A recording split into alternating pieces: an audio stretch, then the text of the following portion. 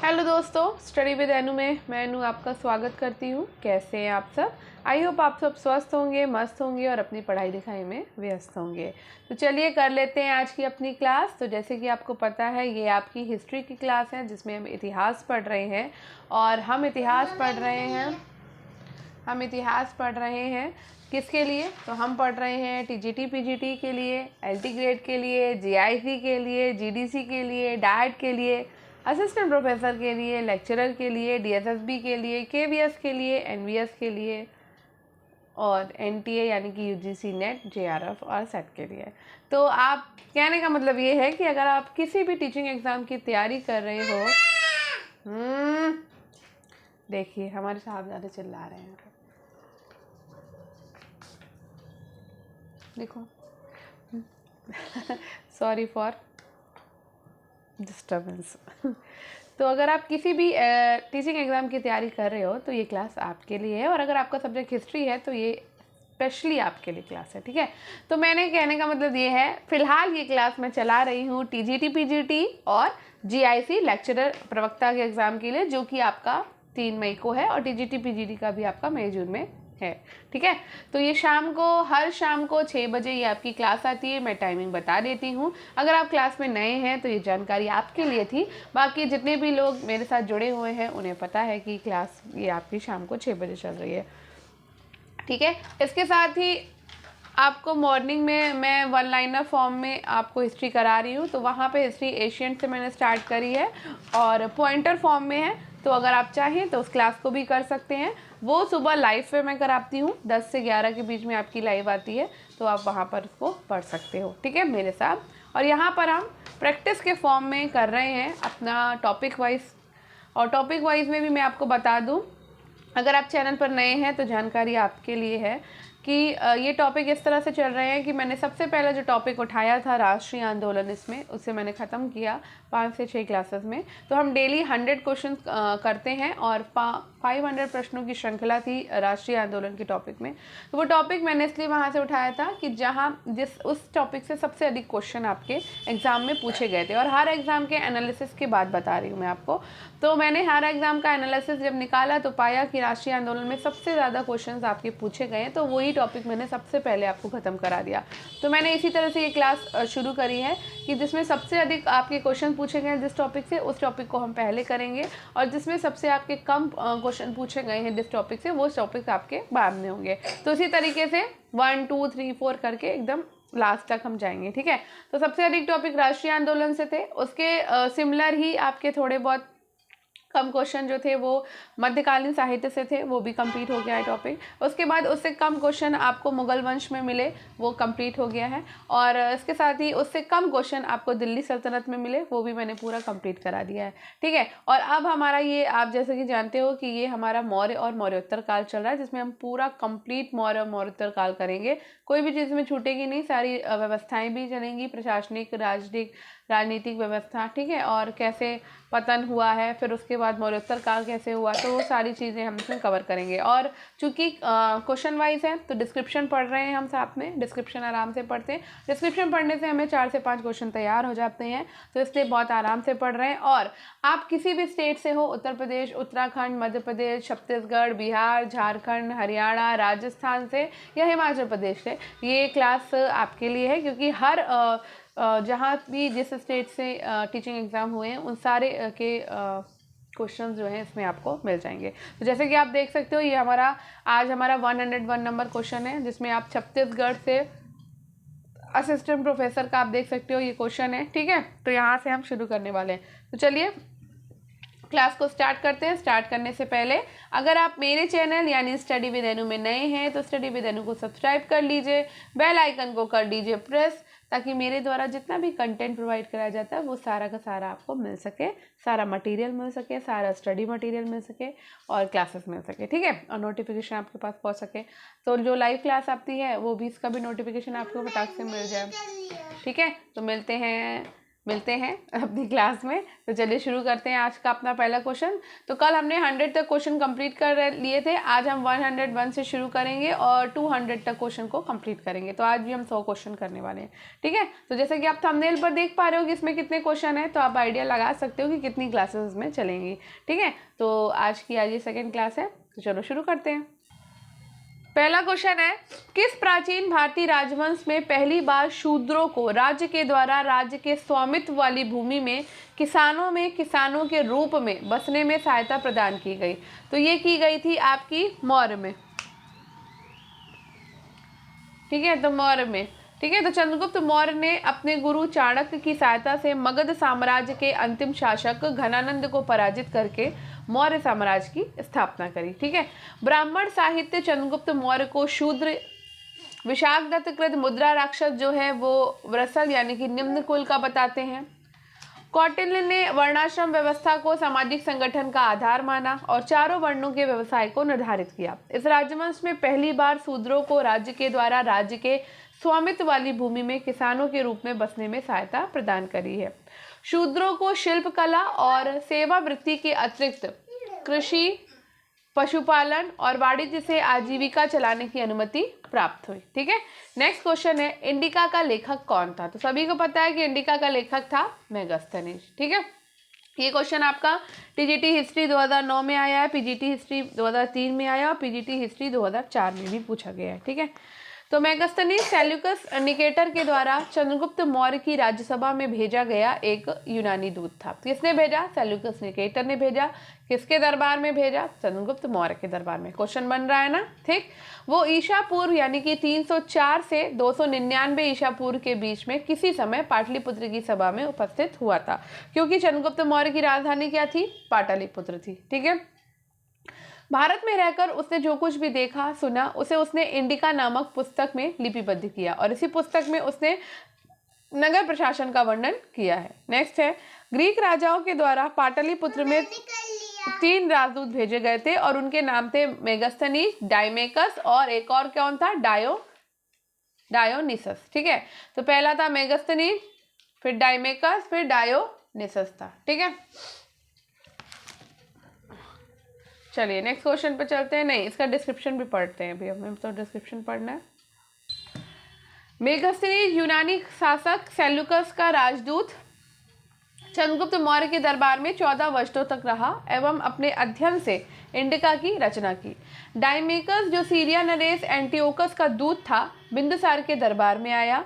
Dionysus जो मिस्र Naresh Ptolemy द्वितीय फिलाडेल्फस का राजदूत था, मौर्य सम्राट बिंदुसार के दरबार में आया था, ठीक है। और मेगास्थनीज ने चंद्रगुप्त मौर्य के नगर प्रशासन का वर्णन किया है। नेक्स्ट है, कश्मीर में श्रीनगर किसने बसाया? तो कश्मीर में सॉरी श्रीनगर जो है वो अशोक ने बसाया था। कश्मीर में श्रीनगर और नेपाल में ललित पाटन नामक नगरों की स्थापना मौर्य शासक सम्राट अशोक ने की थी। चंद्रगुप्त प्रथम को गुप्त वंश का संस्थापक माना गया है।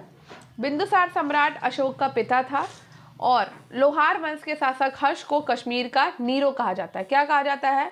लोहार वंश के शासक हर्ष को कश्मीर का नीरो कहा जाता है, याद रखिएगा। नेक्स्ट है, बिंदुसार के शासनकाल में अशोक को जिस अंचल का शासन भार दिया गया था वो था आपका तक्षशिला और साथ ही साथ उज्जैनी, दोनों का इसको शासन दिया गया था। तो दिव्यावदान के अनुसार बिंदुसार के शासनकाल में तक्षशिला के विद्रोह के दमन के लिए अशोक को भेजा था बिंदुसार ने। अशोक अपने पिता के शासनकाल में ही तक्षशिला और अवंती का प्रांतीय शासक रह चुका था। अशोक के शासनकाल में भी तक्षशिला में विद्रोह हुआ और उसने अपने पुत्र को वहां पर भेजा था, ठीक है। नेक्स्ट क्वेश्चन है, अर्थशास्त्र ग्रंथ की विषय वस्तु क्या है? तो अर्थशास्त्र ग्रंथ की जो विषय वस्तु है वो है राज्य एवं शासन नीति ग्रंथ। ये क्वेश्चन आपका देखो टीजीटी, पीजीटी और हिमाचल पीजीटी में भी आया है। नेक्स्ट है, राज्य एवं शासन नीति कौटिल्य प्रणीत अर्थशास्त्र का प्रतिपाद्य विषय है। कौटिल्य को अन्य नाम चाणक्य और विष्णुगुप्त के नाम से जाना जाता है। चाणक्य चंद्रगुप्त मौर्य के प्रधानमंत्री और प्रधान पुरोहित थे। इस ग्रंथ में 15 अधिकरण और 180 प्रकरण है। इसे प्रकाश में लाने का श्रेय आर श्याम शास्त्री नामक विद्वान को जाता है। नेक्स्ट क्वेश्चन है, मौर्य वंश के ठीक बाद किस वंश ने शासन किया? तो मौर्य वंश के ठीक बाद शुंग वंश ने शासन किया है। मौर्य वंश के उपरांत शुंग वंश का शासन हुआ। अंतिम मौर्य शासक बृहदत्त की हत्या कर 185 से 184 ईसा पूर्व में उसके सेनापति पुष्यमित्र शुंग ने शुंग वंश की स्थापना करी। उसने अपने जीवन काल में 2 अश्वमेध यज्ञ किए। बौद्ध साहित्य पुष्यमित्र को बिहारों को नष्ट करने के कारण बौद्ध द्रोही बताते हैं। नेक्स्ट है, निम्न में से कौन मौर्य शासक आजीवक मत का समर्थक था? तो ये था दशरथ। दशरथ जो है वो आजीवक मत का समर्थक था। चलो काउंट करो। नेक्स्ट है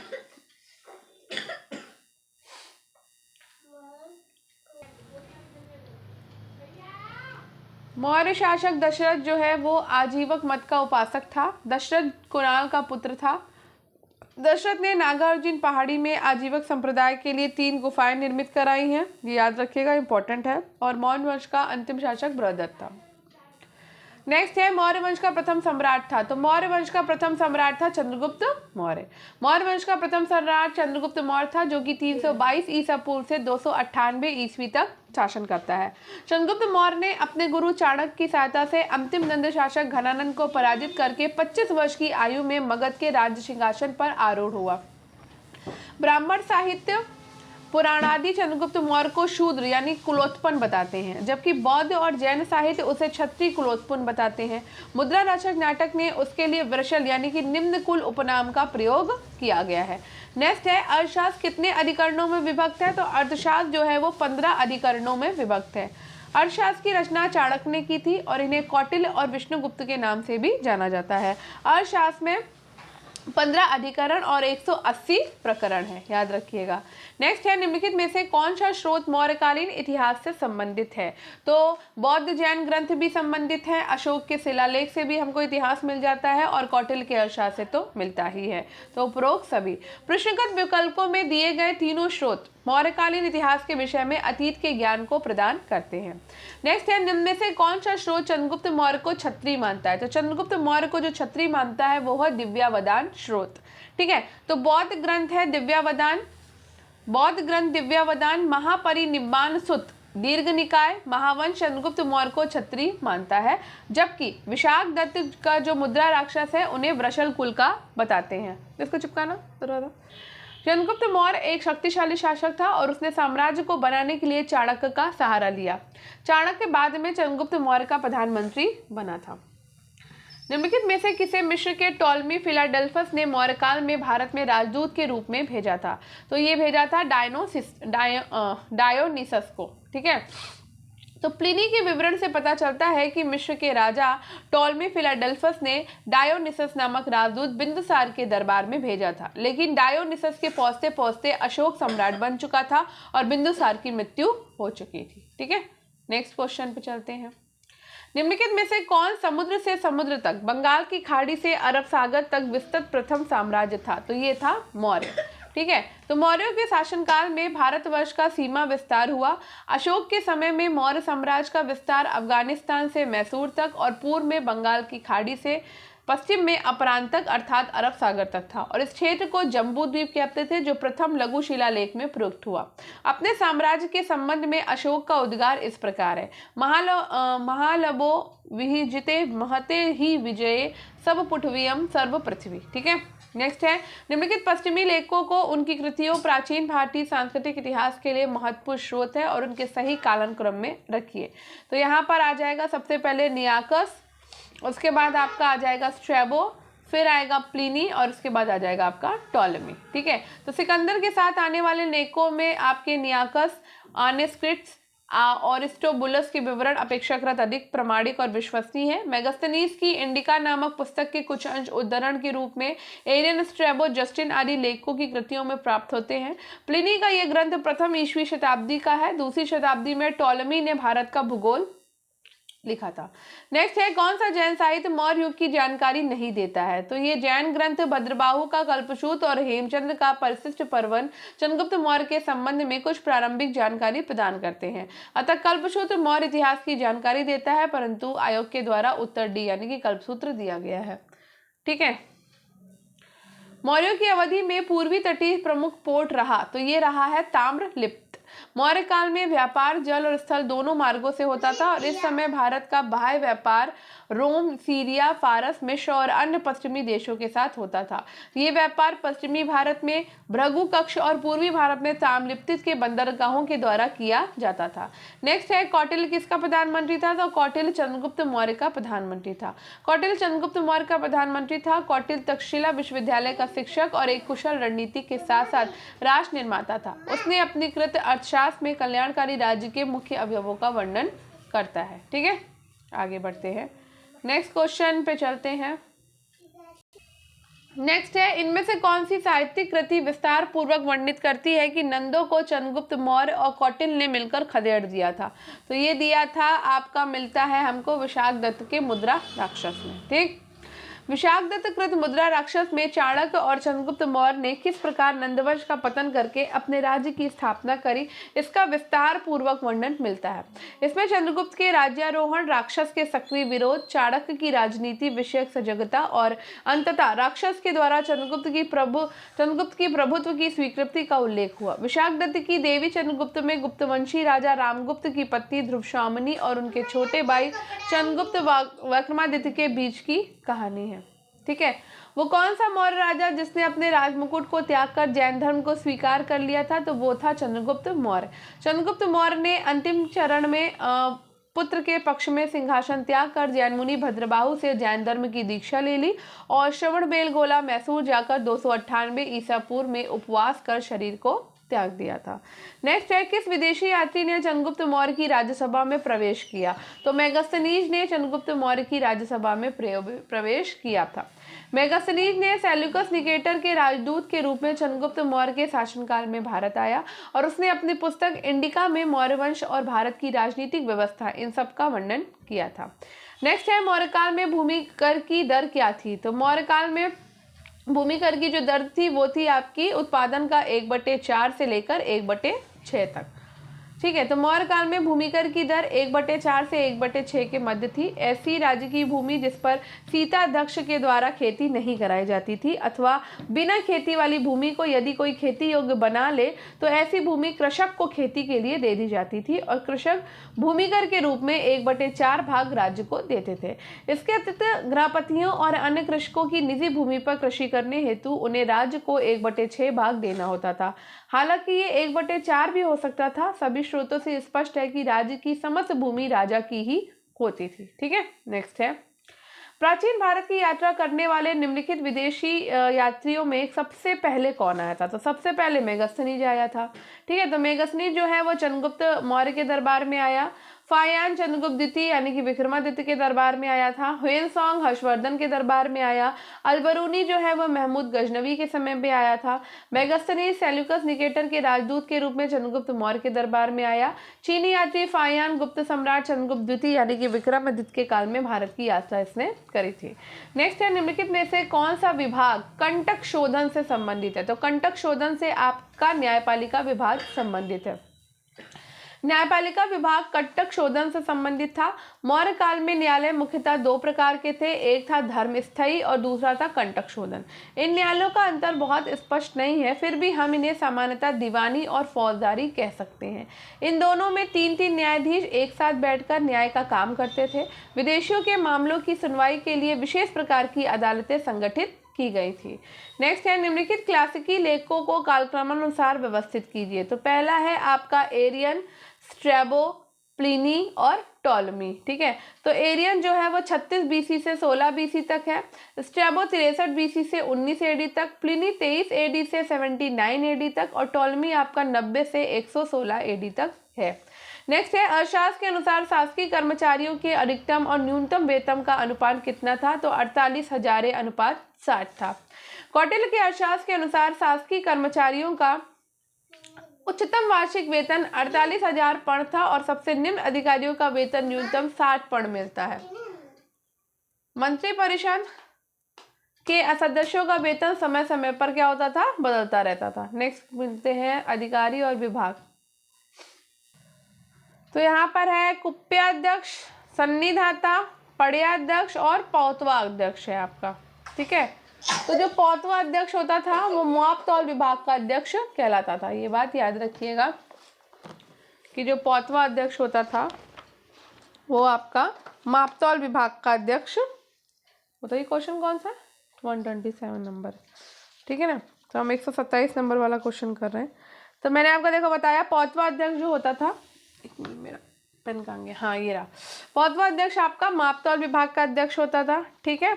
अब बात करते हैं कि वन संपदा का अध्यक्ष कौन होता था। तो वन संपदा का जो अध्यक्ष होता था वो होता था कुप्या अध्यक्ष, ठीक है।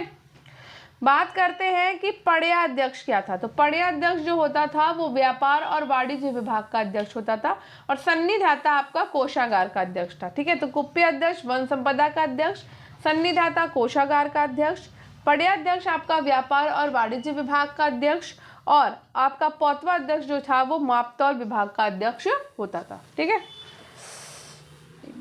चलो आगे बढ़ते हैं। तो यहाँ पे भी यही लिखा है, इसको नहीं देखेंगे अब हम दोबारा। चलो, तो नेक्स्ट है चंद्रगुप्त मौर्य की राजधानी। तो चंद्रगुप्त मौर्य की राजधानी थी पाटलिपुत्र। मौर्य वंश का संस्थापक कौन था? चंद्रगुप्त मौर्य। उसकी राजधानी थी पाटलिपुत्र, जो कि वर्तमान में पटना है, और इसी नगर में गंगा और सोन नदी का संगम है। हर्यक वंश के शासक उदयन की राजधानी भी पाटलिपुत्र थी। नेक्स्ट है निम्नलिखित में से कौन सा अंचल चंद्रगुप्त मौर्य के राज्य में शामिल नहीं था? तो चंद्रगुप्त मौर्य के राज्य में तमिलनाडु शामिल नहीं था, अफगानिस्तान, बलूचिस्तान और बंगाल शामिल था, ठीक है। तो मौर्य सम्राट अशोक के शिलालेखों में से प्रमाणित होता है कि उसके शासनागर्त 5 प्रांत थे। दक्षिणापथ जो कि सुवर्णगिरी है, उत्तरापक्ष तक्षशिला, कलिंग, तोशिली, प्राची यानी प्राची पाटलिपुत्र, और अवंती राष्ट्र यानी कि उज्जैनी, ठीक है। नेक्स्ट है मौर्य साम्राज्य के पतन का एक संभावित कारण था। तो मौर्य साम्राज्य के पतन का जो संभावित कारण था वो था अशोक के द्वारा अहिंसा अपनाए जाने के कारण सैन्य शक्ति का हास हो गया, बिल्कुल भी नहीं। बौद्ध धर्मावलंबी वणिक समुदाय इतना शक्तिशाली हो गया था कि इसने अपने राज्य शक्ति को बौना बना दिया, बिल्कुल नहीं।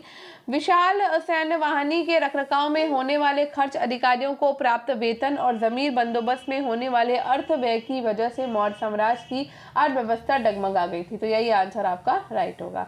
तो मौर्य साम्राज्य के पतन के कई कारण हैं, जिसमें अयोग्य और निर्भर उत्तराधिकारी हैं, राष्ट्रीय चेतना का अभाव है, प्रांतीय शासकों के अत्याचार मिलते हैं, आर्थिक और सांस्कृतिक असमानताएं मिलती हैं, करों की अधिकता मिलती है, और प्रशासन का अतिशय केंद्रीकरण भी हमको मिलता है, ठीक है। नेक्स्ट है मेगास्थनीज कौन था? तो हम सबको पता है मेगास्थनीज राजदूत था, है ना। मेगास्थनीज कौन था? मेगास्थनीज एक राजदूत था जो कि सेल्यूकस निकेटर के द्वारा चंद्रगुप्त मौर्य की राज्यसभा में भेजा गया था, और ये यूनानी राजदूत था। ईसा पूर्व 304 से 299 के बीच ये किसी समय पाटलिपुत्र की सभा में उपस्थित हुआ, और मेगास्थनीज ने इंडिका नामक ग्रंथ की रचना की थी, ठीक है। नेक्स्ट है यूनानी ग्रंथ में चंद्रगुप्त मौर्य को क्या कहा जाता है? तो यूनानी ग्रंथ में चंद्रगुप्त मौर्य को सेंड्रोकोटस कहते हैं, ठीक है। तो यूनानी ग्रंथ में चंद्रगुप्त मौर्य को सेंड्रोकोटस कहा गया। यूनानी लेखों में स्ट्रेबो, प्लूटार्क और जस्टिन आदि ने मौर्यवंशी सम्राट चंद्रगुप्त मौर्य को उक्त नाम से संबोधित किया है। इस नाम की सर्वप्रथम पहचान जो है वो ब्रिटिश इतिहासकार सर विलियम जोन्स ने चंद्रगुप्त मौर्य से की है। नेक्स्ट है चंद्रगुप्त मौर्य अपने जीवन के अंतिम वर्षों में एक जैन साधु के साथ दक्षिण भारत चला गया था, और उस साधु यानी जैन मुनि का नाम था, क्या नाम था? भद्रबाहु, ठीक है। तो चंद्रगुप्त मौर्य अपने जीवन के अंतिम समय में भद्रबाहु नामक जैन साधु के साथ दक्षिण भारत चला गया। श्रवणबेलगोला नामक स्थल 298 ईसा पूर्व के लगभग उसने चंद्रगुप्त मौर्य जैन विधि संलेखना अर्थात उपवास पद्धति के द्वारा शरीर त्याग दिया था। नेक्स्ट है मौर्य काल में राजकीय मुद्रा को क्या कहा जाता है? तो ये कहा जाता है पर्ण। मौर्य काल की राजकीय मुद्रा पर्ण थी, और ये 3/4 तोले के बराबर चांदी का सिक्का था। राजकीय कार्य और अधिकारियों के वेतन आदि के लिए इसी मुद्रा का प्रयोग होता था। ध्यात है कि कौटिल्य ने प्रमुख रूप से 2 सिक्कों का उल्लेख किया, पर्ण और माशक। क्या किया? पर्ण और माशक। पर्ण जो था वो चांदी का सिक्का था, और माशक जो होता था वो तांबे का होता था, ठीक है। नेक्स्ट है किस ग्रंथ में चंद्रगुप्त मौर्य के लिए वृषल शब्द का प्रयोग हुआ? तो वृषल शब्द का प्रयोग हुआ है मुद्रा राक्षक में। चंद्रगुप्त मौर्य के लिए मुद्रा राक्षक नाटक में वृषल यानी कि निम्न कुल उपनाम का प्रयोग किया गया है, और इस पुस्तक के लेखक कौन है? विशाख दत्त है, ठीक है। नेक्स्ट है निम्नलिखित में से कौन चंद्रगुप्त मौर्य के शासनकाल में सौराष्ट्र का प्रांतीय गवर्नर था? तो सौराष्ट्र का प्रांतीय गवर्नर था उस समय पुष्यगुप्त। किसके टाइम पे? चंद्रगुप्त मौर्य के टाइम पे, ठीक है। तो चंद्रगुप्त मौर्य ने पुष्यगुप्त वैश्य को काठियावाड़ का राज्यपाल नियुक्त किया था, ठीक है। और अर्थशास्त्र के अनुसार राज्यपाल को 12,000 पर्ण वार्षिक वेतन मिलता था और ये अनेक अमात्यों एवं अध्यक्षों की सहायता से प्रांतों के शासन को चलाते थे। ठीक है, नेक्स्ट क्वेश्चन है आपका, निम्नलिखित में से कौन सा कथन सही नहीं है? तो पहला है, अशोक ने कलिंग के युद्ध के पश्चात युद्ध का त्याग कर दिया। बिल्कुल कर दिया था। चंद्रगुप्त मौर्य ने खारवेल को पराजित किया। बिल्कुल नहीं, चंद्रगुप्त मौर्य ने खारवेल को पराजित नहीं किया था। ठीक है, नेक्स्ट है, बिंदुसार ने अशोक से पहले राज्य किया। बिल्कुल किया, जब वो उसका पिता था तो उससे वही शासन करेगा पहले। बृहदत्त जो है अंतिम मौर्य सम्राट था, ये भी आपका सही है। ठीक है, तो अपने राज्याभिषेक के 8वें वर्ष बाद देवानाम प्रिय प्रियदर्शी कलिंग को जीतता है। ये 1.5 लाख लोग बंदी बनाकर निर्वासित किए गए, 1 लाख घायल हुए और इससे कई गुने अधिक मृत्यु को प्राप्त हुए। इसके बाद अब कलिंग देश देवानाम प्रिय को धर्म रक्षा, धर्म लालसा और धर्म शिक्षा से बहुत उत्साह हुआ। ये देवताओं के प्रिय का कलिंग की जीत पर पश्चाताप है। ऐसा प्रतीत होता है कि अशोक के निर्बल उत्तराधिकारी कलिंग पर अपना अधिकार नहीं रख सके और इसकी मृत्यु के पश्चात कलिंग का राज्य पुनः स्वतंत्र हो गया। प्रथम शताब्दी ईसा पूर्व में कलिंग भारत का एक अत्यंत शक्तिशाली राज्य बन गया। चंद्रगुप्त मौर्य ने खारवेल को पराजित नहीं किया था क्योंकि दोनों की तिथियों में बहुत अंतर है। ठीक है, नेक्स्ट है, कौन मेगस्थनीज के द्वारा वर्णित मौर्य साम्राज्य के 7 वर्गों में सम्मिलित नहीं था? तो 7 वर्गों में आपका दास नहीं है, योद्धा है, शिल्पकार है, कृषक है, और कौन कौन से वर्ग हैं नीचे डिस्क्रिप्शन में देखते हैं हम कि मेगस्थनीज ने अपनी कृति इंडिका में भारतीय समाज को 7 वर्गों में विभाजित किया है। पहला है दार्शनिक, कृषक, योद्धा, पशुपालक, कारीगर या शिल्पकार, निरीक्षक और आपका हो गया मंत्री। ठीक है, विशेष तथ्य क्या है? कौटिल्य ने अपनी पुस्तक अर्थशास्त्र में राज्य को परिभाषित किया और इसमें उन्होंने राज्य के राजनीतिक प्रशासनिक स्वरूप को सप्तांग सिद्धांत के रूप में प्रस्तुत किया। पहला है स्वामी, अमात्य, जनपद, दुर्ग, कोष, दंड और मित्र। ठीक है, नेक्स्ट है, वो यूनानी शासक जिसको चंद्रगुप्त मौर्य ने पराजित किया था कहाँ से शासन कर रहा था? तो चंद्रगुप्त मौर्य ने सीरिया के शासक को पराजित किया था, यूनानी शासक को पराजित किया था और वो सीरिया से शासन कर रहा था। ठीक है, तो सिकंदर की मृत्यु के बाद उसके पूर्वी प्रदेशों का उत्तराधिकारी कौन था? सेल्यूकस था। सेल्यूकस ने बेबीलोन और बैक्ट्रिया को जीतकर पर्याप्त शक्ति अर्जित कर ली। उधर चंद्रगुप्त मौर्य अपने साम्राज्य निर्माण में व्यस्त था। 305 ईसा पूर्व के आसपास सेल्यूकस, जो इस समय सीरिया से शासन कर रहा था, अपने पूर्वी अभियान के क्रम में सिंधु नदी को पार कर चंद्रगुप्त से आ टकराया। हालांकि किसी भी स्रोत से दोनों के बीच युद्ध का कोई विवरण नहीं मिलता, लेकिन दोनों के बीच संधि और वैवाहिक संबंधों की स्थापना का उल्लेख मिलता है। इस विवरण से यही स्पष्ट है कि चंद्रगुप्त मौर्य ने सेल्यूकस को पराजित किया था। नेक्स्ट है, निम्नलिखित में से किसने आश्रित पत्नी एवं बच्चों की समुचित व्यवस्था किए बिना भिक्षु बनने वाले व्यक्ति के लिए दंड का विधान किया? तो वो था आपका कौटिल्य। ठीक है, तो कौटिल्य के अर्थशास्त्र में बौद्धों के प्रति बहुत कम सम्मान प्रदर्शित किया गया। कौटिल्य ने स्पष्टता लोगों को अपने परिवार के पोषण की व्यवस्था किए बिना संन्यास ग्रहण करने से रोका है। नेक्स्ट है, निम्नलिखित में से किस राजवंश के शासक सीरिया जैसे पश्चिम से दूर के देशों के साथ राजनैतिक संबंध रखते थे? तो ये है मौर्य। मौर्य राजवंश के जो शासक हैं वो सीरिया जैसे पश्चिम से दूर के देशों के साथ राजनयिक संबंध रखते थे। चंद्रगुप्त मौर्य के समय सीरिया के शासक सेल्यूकस ने अपना राजदूत मेगस्थनीज मौर्य दरबार में भेजा। स्ट्रैबो के अनुसार सीरिया नरेश एंटियोकस ने डायमेकस नामक एक राजदूत बिंदुसार की दरबार में भेजा था। मेगस्थनीज के स्थान पर वो आया था।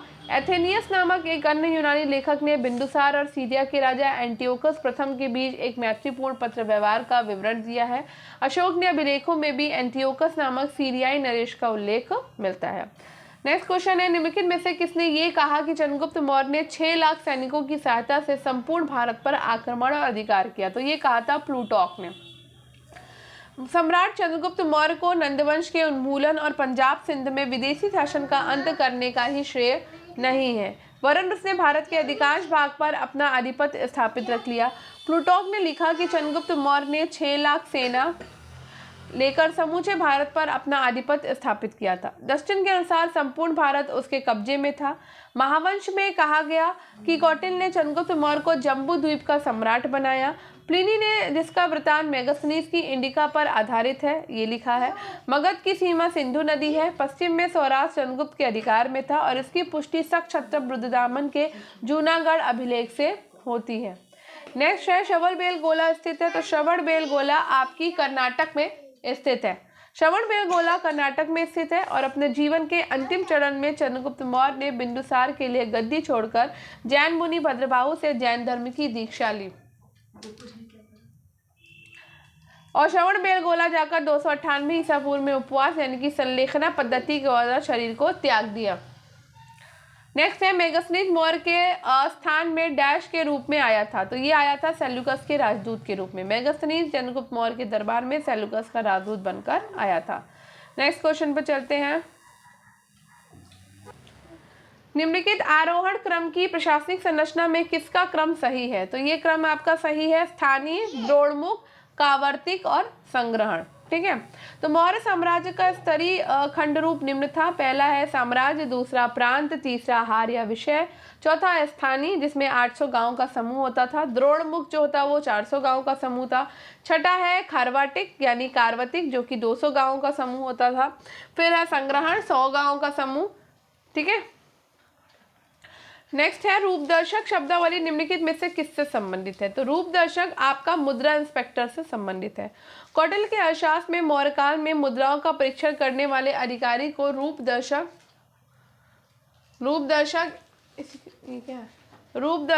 कहा जाता था। मौर्यकाल तक आते आते व्यापार व्यवसाय में नियमित सिक्कों का प्रचलन हो चुका था और सिक्के सोने, चांदी और तांबे के बने होते थे। नेक्स्ट है सूची 1 से सूची 2 को मिलाना है, पदाधिकारियों को मिलाना है। ठीक है, तो अभी देखो कुछ चीज़ें हमने मिलाई थी, याद होगा तो कुछ चीज़ें अभी हमने मिलाई हैं। ठीक है ना, जैसे हमने कुप्याध्यक्ष और पणयाध्यक्ष मिलाया था, है ना। तो कुप्याध्यक्ष कौन होता था? ये होता था वन संपदा का अध्यक्ष, है ना। पणयाध्यक्ष कौन होता था? पणयाध्यक्ष हमारा खनिज विभाग का अध्यक्ष होता था। नहीं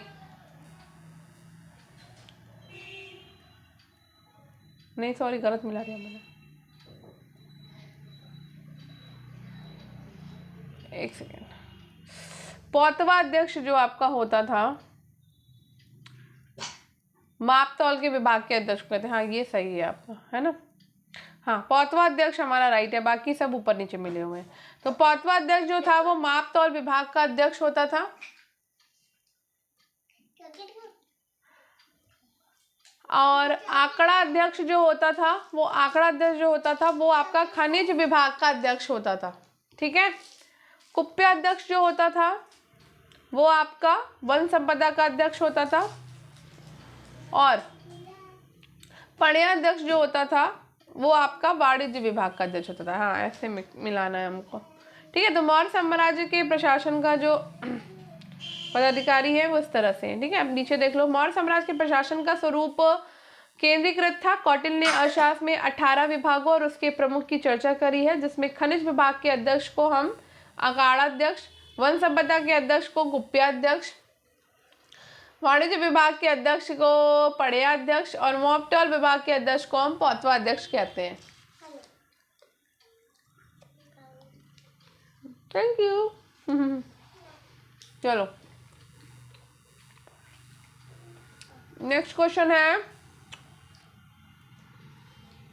कौटिल्य के अर्थशास्त्र के अनुसार स्थानीय एक प्रशासनिक इकाई थी, तो ये थी आपकी 800 गांव की। ठीक है,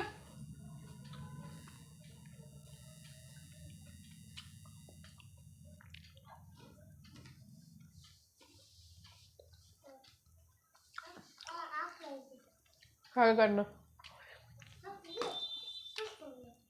हालो फिर करना। तो आज बहुत डिस्टर्बेंस हो रहा है क्योंकि हमारे साथ शादी है यहाँ पर और ये रहते हैं ना, तो मेरा भी मुंह चलता है, इनका भी मुंह चलता है। चुप नहीं रहने वाले ये। एक सेकेंड।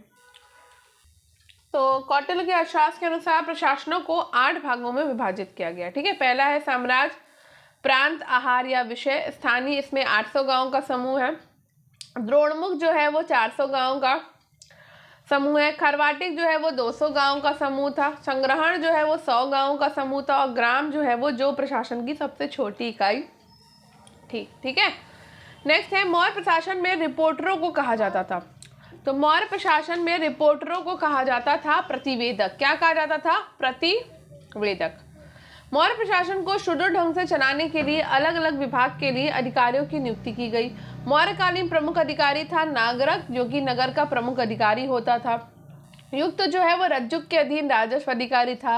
राजुक जो है वो जनपद का प्रमुख अधिकारी था, इसे राजस्व अधिकारी भी प्राप्त था। प्रतिवेदक जो है वो जनता की बात राजा तक पहुंचाने वाला अधिकारी अर्थात रिपोर्टर होता था। प्रतिष्ठा यानी कि फौजदारी न्यायालय का मुख्य न्यायाधीश होता था। रूपदर्शक जो था वो सिक्कों की जांच करने वाला प्रधान अधिकारी होता था। और स्थानिक यानी कि गाँव से भू राजस्व वसूलने का काम करता था। मैचिंग करो, चलो। नेक्स्ट है, मेगस्थनीज के लेखन में उल्लिखित एग्रोनोमोई कौन थे? देखो, हाँ, हमें नहीं पता, आप ध्यान से ढूंढो, अपने आप मैच करो। मेगस्थनीज के लेखन में उल्लेखित एग्रोनोमोई कौन थे? तो यह था आपका जिले का अधिकारी। तो जिले का प्रमुख आहारापति यानी कि विषयापति था, जिसे मेगस्थनीज ने एग्रोनोमोई कहा था। वो सड़क निर्माण का भी प्रमुख अधिकारी था। नेक्स्ट है, श्रेष्ठिन शब्द का प्रयोग किया गया है। तो श्रेष्ठिन शब्द का प्रयोग किया गया है आपका श्रेणी के अध्यक्ष के लिए। तो श्रेणियों के संगठन के सर्वोच्च को श्रेष्ठिन यानी कि सेठी, ज्येष्ठ अथवा प्रमुख कहा जाता था। ये भी करो। ये संगठन मौर्य साम्राज्य में रहते थे और व्यापारियों के श्रेणी के प्रधान का सार्थवाह कहा जाता था। मेगस्थनीज ने जाति प्रथा का उल्लेख 7 वर्गों के रूप में किया और इन जातियों में किसानों की संख्या सर्वाधिक थी। नेक्स्ट है, किसने अपने ग्रंथ में मुद्रा यानी कि जालसाजों को संदर्भित किया है? तो ये किया है कौटिल्य के अर्थशास्त्र में। मौर्य काल में पहली बार राजस्व प्रणाली की रूपरेखा तैयार की गई और उसका उल्लेख कौटिल्य के अर्थशास्त्र में भी मिलता है। कौटिल्य ने अपने ग्रंथ अर्थशास्त्र में मुद्रा जालसाजों का वर्णन किया। कौटिल्य चंद्रगुप्त मौर्य का प्रधानमंत्री था। मुद्रा जालसाजों से आशय है नकली मुद्रा जारी कर उसका प्रचलन करवाना, जिससे बाजार में अव्यवस्था फैल जाती थी। नेक्स्ट है, मौर्यों के समय कंटक शोधन न्यायालय का न्यायाधीश किस नाम से जाना जाता था? कंटक शोधन न्यायालय का न्यायाधीश जो है वो प्रतिष्ठा के नाम से जाना जाता था। तो राज्य और नागरिकों के मध्य होने वाले विवाद का निर्णय करने वाले न्यायालय को कंटक शोधन न्यायालय कहा जाता है और ये फौजदारी अदालतें थी। प्रतिष्ठा को फौजदारी न्यायालय का न्यायाधीश कहा जाता था और फौजदारी न्यायालय में मारपीट, हत्या, चोरी आदि के मामलों का निपटारा किया जाता था। ठीक। निम्नलिखित में से कौन सा युग्म सुमेलित नहीं है? तो करवाचक शब्द और अभिप्राय को हम देखेंगे। ठीक है, तो विष्टि होता है बेगार, भाग जो है वो स्थानीकर नहीं होता है, भाग जो होता है ये आपका गलत है, भाग जो होता है वो भूमिकर होता है, भूमिकर। ठीक है, स्थानीय नहीं। और कर जो है वो महसूल होगा, प्रणय आपका आपात कर होगा। ठीक, तो प्राचीन काल में भूमिकर को भाग कहा जाता था। ठीक, तो यहाँ बाकी तो सारा मिला हुआ है ये। नेक्स्ट है, मेगस्थनीज के द्वारा लिखित इंडिका लुप्त हो चुकी है, किंतु उसके अंश किन यूनान और रोम के लेखकों की कृतियों में बचे हुए हैं? सॉरी। तो ये आपका डायनोडोरस सिकुलस में बचा हुआ है और आपका प्लिनी द एल्डर में बचा है और स्ट्रैबो में बचा है। तो आंसर होगा आपका सेकेंड, थर्ड और फोर्थ। ठीक है, तो मेगस्थनीज के द्वारा लिखित इंडिकिया जो है वो लुप्त हो चुकी है, किंतु उसके अंश जो है वो यूनान और ग्रीको रोमन के लेखकों की कृतियों से बचे हैं। ये लेखक प्लिनी द एल्डर, डायोडोरस सिकुलस और स्ट्रैबो है। मेगस्थनीज सेल्यूकस निकेटर का राजदूत चंद्रगुप्त मौर्य के दरबार में आया और इसने इंडिका नामक पुस्तक में मौर्ययुगीन समाज और संस्कृति के विषय में लिखा है। इंडिका वस्तुतः यूनानियों के द्वारा भारत के संबंध में प्राप्त ज्ञान राशि में सबसे अमूल्य रत्न है। ठीक है, नेक्स्ट है, निम्नलिखित में से कौन सी पुस्तक पहली है जो अधिकारियों को वेतन के रूप में नकद देने का सुझाव देती है? तो ये है आपकी अर्थशास्त्र। ठीक है, तो कौटिल्यकृत अर्थशास्त्र जो है वो मौर्यकालीन शासन पद्धति के अध्ययन हेतु महत्वपूर्ण पुस्तक है और इसमें सर्वप्रथम अधिकारियों को वेतन नकद देने का सुझाव दिया गया। इस पुस्तक के अनुसार उच्च स्तर के अधिकारियों को 48,000 पर्ण और सबसे निम्न स्तर के कर्मचारियों को 60 पर्ण वेतन मिलता था। नेक्स्ट है, निम्न में से अशोक के किस अभिलेख से ये संकेत मिलता है कि उसने मृत्युदंड समाप्त नहीं किया? तो चतुर्थ स्तंभ लेख से ये पता चलता है कि उसने मृत्युदंड समाप्त नहीं किया था। अशोक ने अपने चतुर्थ स्तंभ लेख में कहा कि आज मेरी ये आज्ञा है कि जिन लोगों को मृत्युदंड की सजा दी गई है उन्हें 3 दिन की मोहलत दी जाए। इसी अभिलेख में अशोक कहता है कि मेरे रज्जुक लाखों व्यक्तियों के ऊपर नियुक्त है। नेक्स्ट है, कौटिल्य अर्थशास्त्र के अनुसार निम्न में से कौन सिक्के के प्रचलन के लिए उत्तरदायी था? तो ये था आपका लक्षणाध्यक्ष। ठीक है, तो कौटिल्य अर्थशास्त्र के अनुसार मौर्य प्रशासन में लक्षणाध्यक्ष मुद्रा तथा टकसाल का अध्यक्ष और पणियाध्यक्ष व्यापार और वाणिज्य का अध्यक्ष होता था। जबकि सौवर्णिक राज्य के प्रधान आभूषण व्यापारी होते थे और अक्षपटला अध्यक्ष भू राजस्व आलेख विभाग का अधीक्षक होता था। नेक्स्ट है, भारत का निम्नलिखित में से कौन वर्तमान प्रांत मौर्य साम्राज्य का अंग नहीं था? तो ये है आपका केरल और है आपका तमिलनाडु। ठीक है, तो भारत के वर्तमान प्रांत, चप्पल गए पहनो, भारत के वर्तमान प्रांत केरल और तमिलनाडु मौर्य साम्राज्य का अंग नहीं थे। द्वितीय शिलालेख में अशोक अपनी दक्षिणी सीमा पर स्थित चोल, पांड्य, सतीय पुत्र, केरल पुत्र और ताम्रपर्णी के नाम बताता है। ये सभी तमिल राज्य थे और उसके साम्राज्य के बाहर थे। चोल राज्य में तमिलनाडु में त्रिचनपल्ली और तंजौर का क्षेत्र था और पांड्य राज्य में मदुरा, रामनाथ तथा तिरुनेवेली के जिले सम्मिलित थे। केरल पुत्र राज्य में दक्षिण मालाबार क्षेत्र था। सतीय पुत्र की पहचान यहाँ पर संदिग्ध है। नेक्स्ट है, जनपद स्तर पर मौर्य अधिकारियों का सही अवरोही क्रम था। तो सही अवरोही क्रम था प्रादेशिक, राजुक और फिर युक्त। जनपद स्तर पर मौर्य अधिकारियों का सही अवरोही क्रम था प्रादेशिक, राजुक और युक्त। प्रादेशिक शेष तीनों अधिकारियों से वरिष्ठ होता था। प्रादेशिक और राजुक अपने कार्यों में युक्त नामक अधीनस्थ अधिकारियों से सहायता प्राप्त करते थे। प्रादेशिक मंडल प्रधान अधिकारी होता था। राजुक जो है वो आधुनिक बंदोबस्त अधिकारी की तरह होते थे। युक्त जो है वो राजस्व वसूल करते थे और उसका लेखा जोखा रखते थे। नेक्स्ट है, अर्थशास्त्र में उल्लिखित सीता अध्यक्ष किस विभाग के अध्यक्ष थे? तो ये कृषि विभाग के अध्यक्ष थे। कौटिल्य में अर्थशास्त्र में अनेक प्रकार की कौटिल्य के अर्थशास्त्र में अनेक प्रकार की भूमियों का उल्लेख है। राज की भूमि से होने वाली आय को सीता कहा जाता था, जबकि राज्य की भूमि की व्यवस्था करने वाला प्रधान अधिकारी जो है वो सीता अध्यक्ष कहलाता था। और ऐसी भूमियों पर दासों, कैदियों और कर्मचारियों के द्वारा कृषि कराई जाती थी। नेक्स्ट है, मौर्य शासन प्रबंधन के अंतर्गत राजस्व व्यवस्था की देखरेख करने वाले अधिकारी का क्या नाम था? तो इसका नाम होता था समाहर्ता। क्या होता था? समाहर्ता। ठीक है, तो मौर्य प्रशासन के संबंध के लिए प्रमुख अधिकारी इस प्रकार थे। पुरोहित जो होता था वो आपका धर्म और दान विभाग का प्रधान होता था। ठीक, आपका दौवारिक जो है वो राजकीय द्वार रक्षक होता था और अंतर्वेदिक जो है वो अंतापुर का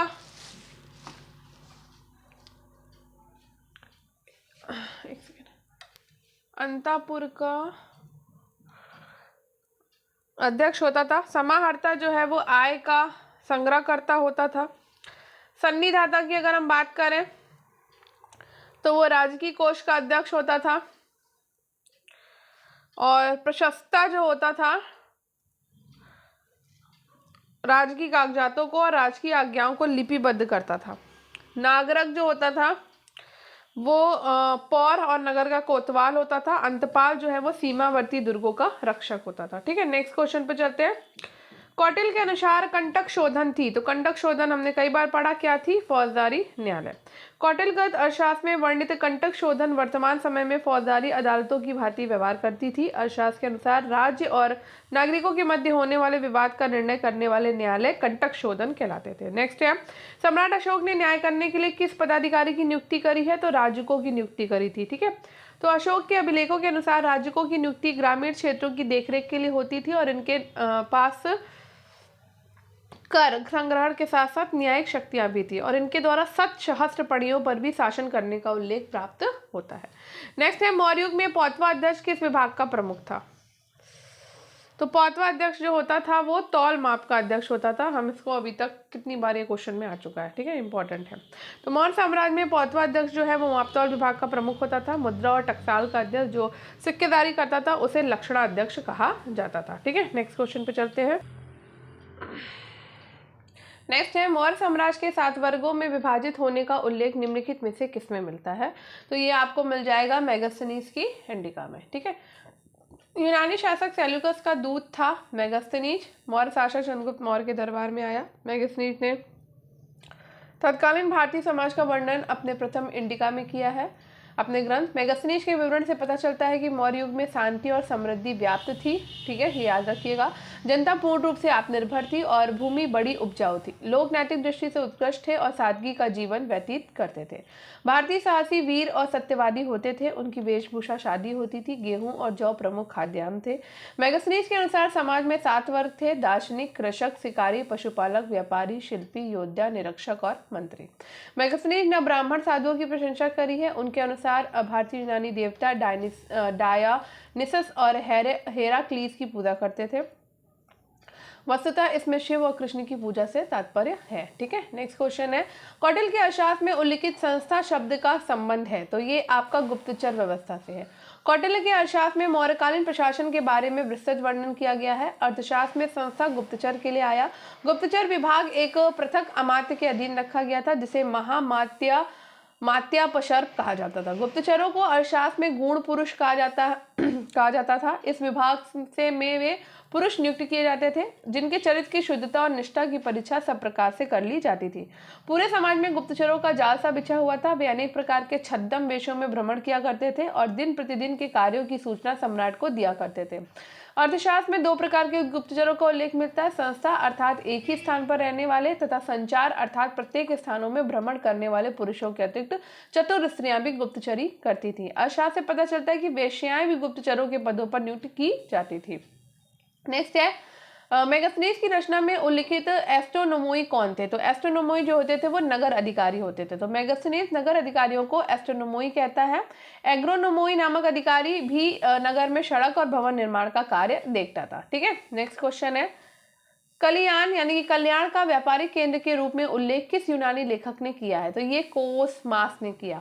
तो कल्याण यानी कि कलियान नामक व्यापारिक केंद्र का उल्लेख यूनानी लेखक कोसमास ने किया। मेगास्थनीज सेल्यूकस के द्वारा चंद्रगुप्त मौर्य के दरबार में भेजा गया राजदूत था, जिसने इंडिका नामक पुस्तक की रचना करी और मौर्यकालीन समाज में केवल 7 जातियों का उल्लेख किया है। नेक्स्ट है, निम्नलिखित में से किसने लिखा था कि भारतीयों को लेखन कला का ज्ञान नहीं था? तो मेगास्थनीज ने लिखा है ये बात।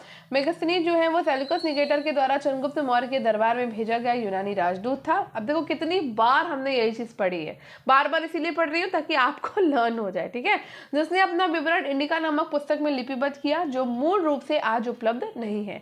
मेगास्थनीज के इंडिका के विवरण अन्य ग्रंथों में उद्धरण के रूप में पाए जाते हैं, जो अंशतः त्रुटिपूर्ण लगते हैं। जैसे कि मेगास्थनीज ने भारत में 4 के स्थान पर 7 मूल जातियों का वर्णन किया और उसने भारतीयों की लेखन कला तथा लिखित कानून से परिचित बताया है।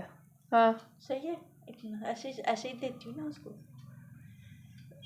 इतनी से देना, इतनी नहीं मम्मी के चूड़ा नहीं इतनी देना, सही ना। हाँ, तथा लिखित कानून से अपरिचित बताया है, ठीक है। नेक्स्ट है, निम्नलिखित में से किन राजाओं ने सौराष्ट्र अंचल में जल संसाधन व्यवस्था पर पर्याप्त धन दिया? तो ये दिया था आपका चंद्रगुप्त मौर्य, अशोक, रुद्रदामन और स्कंदगुप्त ने, ठीक है। तो सुदर्शन झील का निर्माण प्रथम मौर्य सम्राट चंद्रगुप्त मौर्य के सौराष्ट्र प्रांत के राज्यपाल पुष्यगुप्त वैश्य ने पश्चिमी भारत में सिंचाई की सुविधा के लिए करवाया था।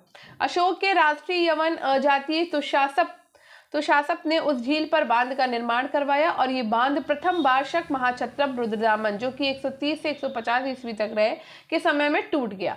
उसका पुनर्निर्माण उसने अतुल धन व्यय करके अपने राज्यपाल शुविशाख के निर्देशन में करवाया था। जूनागढ़ अभिलेख से पता चलता है कि स्कंदगुप्त के शासनकाल में भारी वर्षा के कारण ऐतिहासिक सुदर्शन झील का बांध टूट गया। क्षण भर के लिए वो रमणी झील संपूर्ण लोक के लिए सुदर्शन यानी भयावह आकृति वाली बन गई, जिससे प्रजा को महान कष्ट होने लगा। इस कष्ट के निवारणार्थ सौराष्ट्र प्रांत के राज्यपाल पर्णदत्त के पुत्र चक्रपालित ने, जो गिरनार नगर का नगरपति था, 2 माह के भीतर ही अतुल धन व्यय करके पत्थरों की जड़ाई के द्वारा उस झील के बांध का पुनर्निर्माण करवा दिया। लेख के अनुसार ये बांध 100 हाथ लंबा और 68 हाथ चौड़ा था, जिससे प्रजा ने सुख की सांस ली और सुदर्शन झील शाश्वत रूप में स्थिर हो गई, ठीक है। नेक्स्ट क्वेश्चन पे चलते हैं। निम्नलिखित में से अशोक के शिलालेखों के विषय में कौन सा कथन असत्य है? तो यहाँ पर असत्य कथन ढूंढना है हमें। तो पहला है, अशोक के अधिकांश अभिलेख जो है वो ब्राह्मी लिपि में उत्कीर्ण किए गए हैं। ये बात बिल्कुल सही है।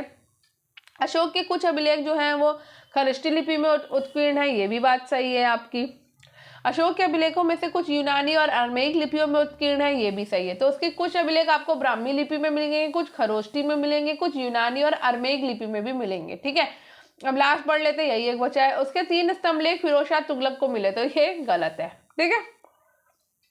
फिरोज शाह तुगलक को अशोक के 2 स्तंभ मिले थे, ये हम अभी जो है दिल्ली सल्तनत में पढ़ चुके हैं, ठीक है। तो पहला इसको दिल्ली मेरठ, ये पहले मेरठ में था जिसे बाद में फिरोज शाह के द्वारा दिल्ली लाया गया। दूसरा दिल्ली टोपरा, ये उत्तर प्रदेश के सहारनपुर खिजराबाद जिले के टोपरा नामक स्थान पर स्थित था जिसे बाद में फिरोज शाह के द्वारा दिल्ली लाया गया था, ठीक है। नेक्स्ट है, निम्नलिखित में से कौन सा अभिलेख अशोक के द्वारा जारी नहीं किया गया? तो अशोक के द्वारा जूनागढ़ अभिलेख जारी नहीं किया गया, भाबरू अभिलेख जारी किया है, सारनाथ अभिलेख जारी किया, रामपुरवा अभिलेख भी इसने जारी किया। तो जूनागढ़ अभिलेख जो है वो रुद्रदामन प्रथम ने उत्कीर्ण करवाया था। इस पर अशोक और स्कंदगुप्त के लेख खुदे हुए हैं। सर्वप्रथम 1832 में जेम्स प्रिंसप ने इस लेख का पता लगाया और इस लेख में कुल 20 पंक्तियां हैं। ये शुद्ध संस्कृत भाषा और ब्राह्मी लिपि में लिखा गया है, ठीक है। नेक्स्ट है, सूची 1 से सूची 2 को मिलाना। तो ये अभी हमने थोड़ी देर पहले पढ़ा था, तो अगर याद हो तो चलिए मिलाते हैं इसको। तो उत्तरापद जो थी आपकी वो होती थी आपकी तक्षशिला, ठीक है। उत्तरापद जो राजधानी तक्षशिला थी। दक्षिणापद की जो राजधानी होती थी वो सुवर्णगिरी होती थी। मध्य प्रदेश यानी कि प्राची की जो राजधानी होती थी वो पाटलिपुत्र होती थी। और कलिंग की जो राजधानी थी वो थी आपकी तोशली। इसके अलावा एक और था 5वां, अवंती राष्ट्र, जिसकी राजधानी क्या होती थी? उज्जैन यानी कि महिष्मती, ठीक है। चलो नेक्स्ट है, अशोक की देवा नाम प्रिय प्रियदर्शी के रूप में पहचान देने वाला अभिलेख किस स्थान पर पाया गया? तो ये आपका मास्की में मिला है, ठीक है। देवा नाम प्रिय प्रियदर्शी के रूप में पहचान करने वाला अभिलेख। तो सर्वप्रथम मास्की लेख में अशोक का नाम पढ़ा गया। मास्की लेख में देवा नाम पियस अशोकस उत्कीर्ण है। मास्की कर्नाटक के रायचूर जिले में स्थित है। सम्राट अशोक के व्यक्तिगत नाम का उल्लेख मास्की, गुज्जरा, नेटूर और उडेगोलम के लेखों में मिलता है। नेक्स्ट है, अशोक के अभिलेखों से संबंधित निम्नलिखित कथनों पर विचार कीजिए। पहला है, वे ताम्रपत्र पर उत्कीर्ण है। दूसरा है, वे अशोक की वंशावली की सूचना देते हैं। तो दोनों ही मुझे सही नहीं लग रहे हैं, तो ना ही 1 और ना ही 2 सही है आपका, ठीक है। तो अशोक के अभिलेख जो हैं वो ताम्रपत्र पे नहीं है, स्तंभों, शिलालेख और गुफाओं की दीवारों में मिलते हैं हमको। और इसके अभिलेखों में इसकी वंशावली का वर्णन भी नहीं किया गया है। नेक्स्ट है, चट्टानों और मुक्त रूप से खड़े स्तंभों पर उत्कीर्ण लेखों के लोक प्रदर्शन की विधि भारतीय शासकों के द्वारा निम्नलिखित में से किन के द्वारा अपनाई गई संबंधी प्रथा का अनुकरण थी? तो ये थी आपकी हखामनी के द्वारा, ठीक है। हखामनी प्रथा का अनुकरण थी, ठीक। आगे बढ़ते हैं। तो मौर्य काल के सर्वोत्कृष्ट नमूने अशोक के एकाश्मक स्तंभ है और स्तंभों पर निर्माण चुनार के बलुआ पत्थरों से हुआ है। इन स्तंभों के 2 मुख्य भाग हैं। पहला स्तंभ यष्टि और गावदुम लाट तथा शीर्ष भाग। स्तंभों की चमकीली पॉलिश घंटावृत्ति तथा शीर्ष भाग में पशु आकृति के कारण पाश्चात्य विद्वानों का मत है कि इसकी कला की प्रेरणा हकमानी ईरान से मिलती है, ठीक है। नेक्स्ट है, अशोक के किस अभिलेख पर मोर का उत्कीर्ण किया गया? तो मोर का जो उत्कीर्ण किया गया है वो लौरिया नंदनगढ़ स्तंभ अभिलेख में किया गया है। तो अशोक ने 2 प्रकार के स्तंभ लेख उत्कीर्ण करवाए थे, ठीक है। एक बृहद स्तंभ लेख और दूसरे थे आपके लघु स्तंभ लेख, ठीक है। बृहद स्तंभ लेखों की संख्या कितनी है? 7 है, ठीक। और 6 स्थानों पर ये उत्कीर्ण कराए गए हैं, जिसमें से अशोक ने लौरिया नंदनगढ़ स्तंभ लेख पर मोर का उत्कीर्ण करवाया था, ठीक है। तो बृहद स्तंभ लेख 7 है लेकिन 6 स्थान पर उत्कीर्ण है, ठीक है। नेक्स्ट है, बराबर समूह के किस गुफा पर अशोक का अभिलेख उत्कीर्ण नहीं है? तो बराबर समूह के लोमस ऋषि गुफा पर अशोक का अभिलेख उत्कीर्ण नहीं है। मौर्य सम्राट अशोक बौद्ध धर्मावलंबी था और उसने बौद्ध धर्म के विकास के लिए अनेक कार्य किए। इसने बराबर की पहाड़ियों पर आजीविकों को निवास हेतु 3 गुफाओं का निर्माण करवाया, जिनके नाम थे कर्ण चौपड़ गुफा, सुदामा गुफा और विश्व झोपड़ी गुफा। लोमस ऋषि गुफा का निर्माण अशोक ने नहीं कराया है। लोमस ऋषि गुफा का जो निर्माण है वो दशरथ ने करवाया था, ठीक है। नेक्स्ट है, अशोक के निम्नलिखित उत्तराधिकारियों में से किसने देवानाम प्रिय उपाधि का प्रयोग किया था? तो देवानाम प्रिय उपाधि का प्रयोग दशरथ ने किया था, ठीक है। तो अशोक के बाद अगले 50 वर्ष तक उसके उत्तराधिकारियों का कमजोर शासन चलता रहा। अशोक के उत्तराधिकारियों में दशरथ ने भी शासन किया है, जिसकी उपाधि देवा नाम प्रिय थी। अशोक के बाद यह लोकप्रिय उपाधि धारण करने वाला एकमात्र शासक था, और अशोक के बाद शासन करने वाला शासक था कुणाल। दशरथ जो है वो बौद्ध धर्मावलंबी था, और इसके अलावा वो अन्य धर्मों का भी सम्मान करता था। ठीक है, नेक्स्ट है, निम्नलिखित में से कौन सा एक सही सुमेलित नहीं है? तो अशोक के स्तंभ और शीर्ष पर पशु की बात करते हैं। तो लौड़िया नंदनगढ़ में आपके शीर्ष पर वृषभ नहीं है। ठीक है, लौड़िया नंदनगढ़ के अशोक स्तंभ के शीर्ष पर सिंह की प्रतिमा बनी है। किसकी बनी है? सिंह की। ठीक है, किस वृषभ वहां पर नहीं है, सिंह बना हुआ है। रामपुरवा में आपको सिंह मिलेगा, सांची में सिंह मिलेगा, संकिसा में आपको गज मिलेगा। ठीक है, लौड़िया नीचे पढ़ लेते हैं। लौड़िया नंदनगढ़ का स्तंभ और स्तंभों की तुलना में ज्यादा सुरक्षित और अखंड है। लौड़िया नंदनगढ़ भगवान बुद्ध से जुड़ा हुआ है। ठीक है, नेक्स्ट है, निम्नलिखित अभिलेखों में से कौन सा अभिलेख अशोक की धर्म विजय की जानकारी देता है? तो अशोक के धर्म विजय की जानकारी 13वां शिलालेख देता है। तो अशोक का 13वां शिलालेख अशोक की धर्म विजय की जानकारी देता है। वो अपने 13वें शिलालेख में विदेशों में यूनानी शासकों और देश में साम्राज्य से बाहर दक्षिण के पड़ोसी राज्यों में धर्म विजय का दावा करता है। उक्त शिलालेखों के अनुसार इन सभी देशों में लोग धर्मानुशासन यानी कि धर्म की शिक्षा सुनते हैं और धर्म के अनुकूल आचरण करते हैं। नेक्स्ट है, अशोक के 14 शिलालेखों की श्रृंखला के अन्यत्र प्राप्त संस्करणों में से किन शिलालेखों को स्थान न देकर उनके स्थान पर धौली और जौगढ़ से प्राप्त कलिंग के पृथक शिलालेखों को उत्कीर्ण किया गया है?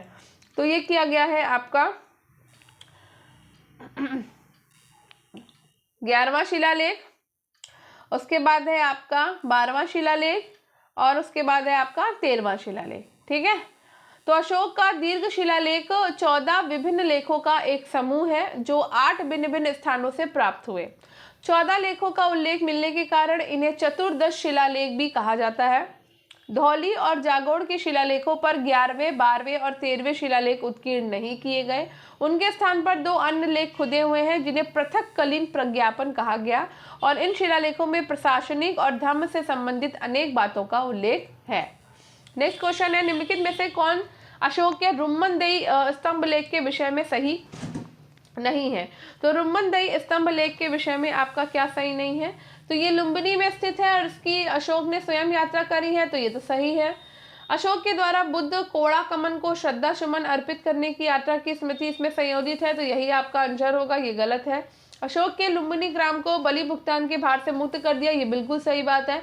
उसने वहां के भू राजस्व को घटाकर उपज का 1/8 कर दिया था, ये भी सही है। ठीक है, तो अशोक महात्मा बुद्ध के चरण चिन्हों से पवित्र हुए स्थानों में गया और उनकी पूजा करी। रुम्मनदेही के लघु स्तंभ से पता चलता है कि अपने राज्याभिषेक के 20वें वर्ष, ठीक है, वो लुम्बिनी ग्राम में गया और उसने वहां पत्थर की सुदृढ़ दीवारें बनवाई और शिला स्तंभ खड़ा किया। चूंकि वहां भगवान बुद्ध का जन्म हुआ था, अतः लुम्बिनी ग्राम कर मुक्त घोषित किया गया और केवल 1/8 भाग कर लेने की घोषणा की गई।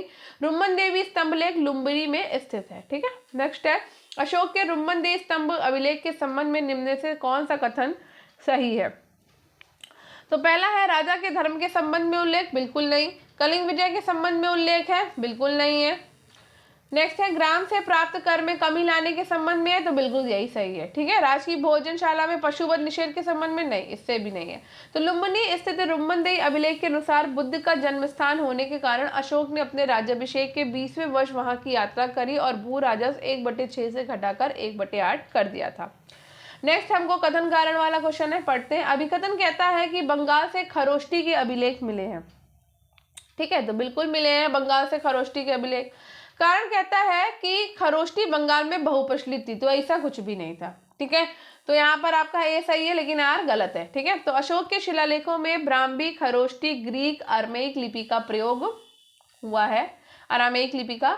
ग्रीक और अरामेक लिपि का अभिलेख अफगानिस्तान से, जबकि खरोष्टी लिपि का अभिलेख आपको उत्तर प्रदेश, पाकिस्तान और बंगाल से प्राप्त हुए हैं। ठीक है, नेक्स्ट क्वेश्चन है, धर्मराज भी एक उपाधि थी। तो धर्मराज उपाधि थी किसकी? अशोक की। सम्राट अशोक 273 से 236 ईसा पूर्व तक मौर्य वंश का एक प्रमुख शासक था और उसने एक विशाल साम्राज्य का निर्माण किया जिसका विस्तार संपूर्ण भारत में था। अशोक को धर्मराज की उपाधि से सम्मानित किया गया था। नेक्स्ट है, निम्नलिखित अधिकारियों में से कौन सा अधिकारी मौर्य काल के प्रशासन में नहीं था? तो मौर्य काल में प्रादेशिक होते थे, राजुक होते थे, युक्त होते थे, लेकिन नायक नहीं होते थे। ठीक है, तो नायक नामक अधिकारी को छोड़कर प्रादेशिक, राजुक और युक्त आदि मौर्य प्रशासन के प्रमुख अधिकारियों में से हैं। प्रादेशिक का जो कार्य अपने अधिकार क्षेत्र के अंतर्गत संपूर्ण प्रशासन का निरीक्षण करना था, जबकि राजुक का काम था भू सर्वेक्षण और राजस्व निर्धारण से जुड़ा हुआ। नायक का काम था सेना का संचालन और नगर की रक्षा करना, और विजयनगर के प्रशासन से यह संबद्ध था। ठीक है, नेक्स्ट है, अशोक ने अपने किस अभिलेख से में कलिंग युद्ध का उल्लेख किया है? तो कलिंग युद्ध का जो उल्लेख किया है वो शाहबाजगढ़ी शिल्प राजाज्ञा में किया गया है। कलिंग युद्ध का उल्लेख अशोक के शहबाजगढ़ी शिल्प राजाज्ञा यानी कि 13वें शिलालेख में है। कलिंग विजय के पश्चात अशोक ने विजय घोष के स्थान पर धम्म घोष को अपनाया। विजित कलिंग राज्य मगध साम्राज्य का अंग बना और उसकी राजधानी तोशली बनी। ठीक है, नेक्स्ट है, निम्नलिखित में से कौन सा अशोक के साम्राज्य के दक्षिणी भाग का एक प्रशासकीय केंद्र था? तो ये था आपका सुवर्णगिरी, था ना, अभी हमने पढ़ा ना थोड़ी देर पहले। तोशली किसका था? कौन बताएगा? तोशली यानी कि धौली आपका पूर्वी भाग का था। किसका था? पूर्वी भाग का, है ना। और उज्जैनी, उज्जैनी जो था वो आपका पश्चिमी भाग का था। ठीक है, कौन से भाग था? पश्चिमी भाग, सॉरी, ये उज्जैनी आपका पश्चिमी भाग का था। तो मौर्य साम्राज्य की राजधानी पाटलिपुत्र आधुनिक पटना है। प्रशासन की सुविधा हेतु साम्राज्य को 4 प्रांतों में विभक्त किया गया, जिसका विवरण था पूर्वी भाग तोशली यानी धौली, पश्चिमी भाग उज्जैनी, दक्षिणी भाग सुवर्णगिरी और उत्तरी भाग आपका तक्षशिला राजधानी थी। नेक्स्ट है, अशोक के किस अभिलेख में राजा के कर्तव्य संबंधी उसके पितृव्रत विचार का उल्लेख मिलता है? तो ये हमें प्रथम पृथक कलिंग अभिलेख में मिलता है। तो अशोक के प्रथम पृथक कलिंग अभिलेख में राजा के कर्तव्य संबंधी उसके पितृव्रत विचार का उल्लेख मिलता है और उसमें स्पष्ट अशोक कहता है कि सभी मनुष्य मेरी संतान है।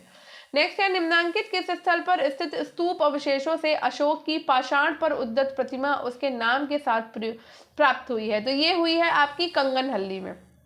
कंगनहल्ली स्थित स्तूप अवशेषों से अशोक की पाषाण पर उद्गत प्रतिमा उसके नाम के साथ प्राप्त हुई है और ये स्थल कर्नाटक के गुलबर्गा जिले के चीतापुर तालुका में स्थित है।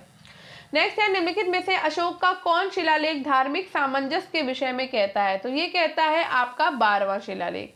ठीक है, तो 12वें शिलालेख में अशोक विभिन्न धर्मों के प्रति अपने दृष्टिकोण को और स्वाभाविक और अधिक स्पष्ट करते हुए कहता है, मनुष्य को अपने धर्म का आदर और दूसरे धर्म की अकारण निंदा नहीं करनी चाहिए। एक ना एक कारण से अन्य धर्मों का आदर करना चाहिए। ऐसा करने पर मनुष्य अपने संप्रदाय की वृद्धि करता है और दूसरे के संप्रदाय का उपकार करता है। नेक्स्ट है, अशोक के शिलालेखों की लिपि क्या है? तो अशोक के शिलालेखों की लिपि है ब्राह्मी लिपि। अशोक के सभी अभिलेख प्राकृत भाषा में और ब्राह्मी लिपि में लिखे गए हैं। केवल 2 अभिलेख आपके शहबाजगढ़ी और मानसेरा की लिपि ब्राह्मी ना होकर खरोष्टी है। ये लिपि दाईं से बाईं ओर लिखी जाती थी और अशोक के अभिलेखों का विभाजन 3 वर्गों में किया जा सकता है। पहला है शिलालेख, दूसरा है स्तंभलेख और तीसरा है गुहालेख। ठीक है, नेक्स्ट है, अशोक के किस शिलालेख से युद्ध और हिंसा के कारण जनित उसके अंतर्मन की व्यथा प्रकट होती है? तो ये होती है धौली और चौगढ़ से।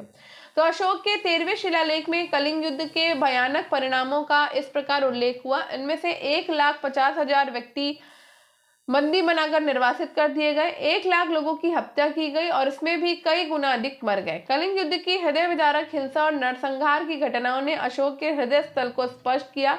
धौली और जौगढ़ के शिलालेखों पर 11वें, 12वें, 13वें शिलालेख उत्कीर्ण नहीं किए गए हैं।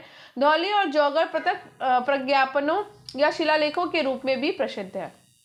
नेक्स्ट है, सारनाथ से प्राप्त अशोक के स्तंभ पर कौन सा पशु उत्कीर्णित नहीं है? तो ये आपका हिरण नहीं है।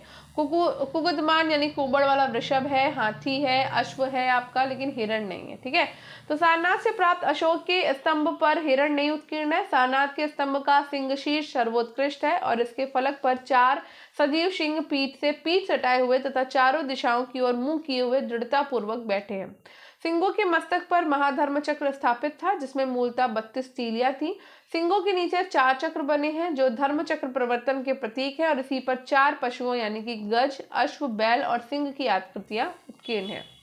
नेक्स्ट है, अशोक के 14 शिलालेख पाए गए थे, तो ये आपके गिरनार में पाए गए थे। ठीक है, अशोक के 14 शिलालेख गुजरात प्रांत के काठियावाड़ में जूनागढ़ के समीप गिरनार की पहाड़ी में पाए गए। 1822 में कर्नल टॉड ने इन लेखों का पता लगाया था, जो 2 भागों में विभाजित है, जिनके बीच में ऊपर से नीचे तक एक रेखा खींची हुई है। पहले 5 लेख बाईं और 7 लेख दाईं ओर उत्कीर्ण किए गए हैं, और तीसरा लेख नीचे, जिसके दाईं ओर 14वां लेख है। नेक्स्ट है, अशोक के किस स्थान के अभिलेख को रानी का अभिलेख कहा जाता है? तो रानी का अभिलेख कहा जाता है आपका कौशाम्बी अभिलेख को। तो मौर्य शासक अशोक के कौशाम्बी और प्रयाग के अभिलेख में रानी कारवाकी के द्वारा दान दिए जाने का उल्लेख मिलता है, इसे ही रानी का अभिलेख कहा जाता है। नेक्स्ट है, अशोक के अभिलेखों की भाषा क्या है? तो अशोक के अभिलेखों की भाषा प्राकृत थी। ठीक है, अशोक के अभिलेख की भाषा प्राकृत है, और इन अभिलेखों की लिपियां भी अलग अलग हैं। केवल 2 अभिलेख जो है शहबाजगढ़ी और मानसेरा की जो लिपि है वो आपको खरोष्टी मिलेगी। ये लिपि दाईं से बाईं ओर लिखी जाती थी। तक्षशिला और लघुमान आर्माइक लिपि में, शरेकुना आर्मेइक और ग्रीक में, और अन्य ब्राह्मी लिपि में है। नेक्स्ट है, अशोक के किस शिलालेख में उसके कलिंग विजय का उल्लेख मिलता है? तो कलिंग विजय का उल्लेख 13वें शिलालेख में मिलता है। अशोक के 13वें शिलालेख में उसके कलिंग विजय का उल्लेख मिलता है। अशोक ने 261 ईसा पूर्व में कलिंग पर आक्रमण किया था, जिसमें 1 लाख लोग मारे गए थे और लगभग 1,50,000 लोग बंदी बनाए गए थे। फलतः सम्राट अशोक ने शस्त्र त्याग की घोषणा 13वें शिलालेख के अनुसार कर दी है। ठीक है, तो यहाँ से हो जाता है आपका क्वेश्चन खत्म। तो हमने 200 क्वेश्चन कंप्लीट कर लिए। ये 201 वाला भी चलो कर लेते हैं, कल इसको दोबारा से रिपीट कर लेंगे। तो कौन सी लिपियां अशोक के अभिलेखों में प्रयुक्त की गई हैं? तो ये आपकी ब्राह्मी, खरोष्टी, आर्मेइक और ग्रीक। ठीक है, तो आई होप आपको आज की क्लास पसंद आई होगी। तो अगर आपको आज की क्लास पसंद आई हो तो क्लास को लाइक, शेयर और चैनल को सब्सक्राइब करना बिल्कुल मत भूलिए। तो हमने 200 क्वेश्चन आज कंप्लीट कर लिए हैं। कल हमारा 201 से स्टार्ट होगा और 300 तक जाएगा। ठीक है, तो अगर आज की क्लास पसंद आई हो तो क्लास को लाइक, शेयर और चैनल को सब्सक्राइब करना बिल्कुल ना भूलें, और स्टडी विद अनु के साथ कनेक्टेड रहें। ठीक है, तो मिलते हैं कल, तब तक के लिए बाय बाय।